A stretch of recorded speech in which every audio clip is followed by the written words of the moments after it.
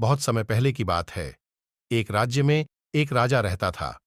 वह अक्सर वेश बदलकर अपने राज्य के गांव और नगरों के भ्रमण पर निकलता और प्रजा के हालचाल लिया करता था।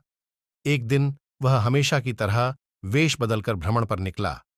एक रास्ते पर पहुंचकर उसे विचार आया कि क्यों न मैं अपने राज्य के लोगों की परीक्षा लूं, आखिर प्रजा के चरित्र का पता चले।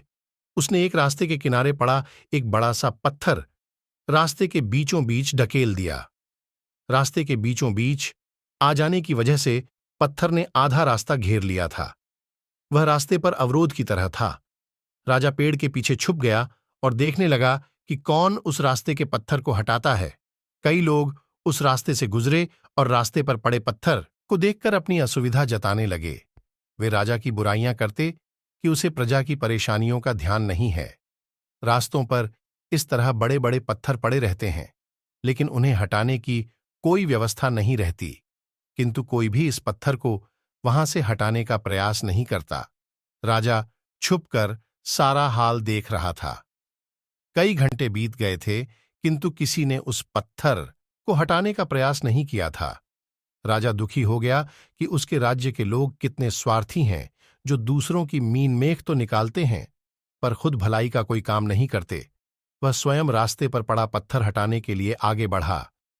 तभी उसने देखा कि एक किसान पीठ पर धान की बोरी लादे आ रहा है। वह फिर पेड़ के पीछे छुप गया। उसने सोचा, इस व्यक्ति को देख लेता हूं, इसने भी पत्थर न हटाया तो मैं स्वयं हटा दूंगा। किसान पत्थर के पास पहुंचा और ठहर गया। उसने अपने पीठ की भारी बोरी किसी तरह उतारी और एक किनारे रख दी। फिर वह पत्थर के पास गया और उसे हटाने के लिए जोर लगाने लगा। किसी तरह उसने पत्थर रास्ते के किनारे सरका दिया और हाथ झाड़ता हुआ बुदबुदाया, अब इस पत्थर के कारण रास्ते से जाने वाले राहगीरों को कोई परेशानी नहीं होगी। वह अपनी बोरी उठाने के लिए बढ़ने लगा तो उसकी नजर एक पोटली पर पड़ी। वह उसी स्थान पर थी जहां पत्थर पड़ा था। राजा ने ही वह पोटली पत्थर के नीचे दबाई थी। उसके साथ एक पत्र भी था। किसान ने पत्र पढ़ा।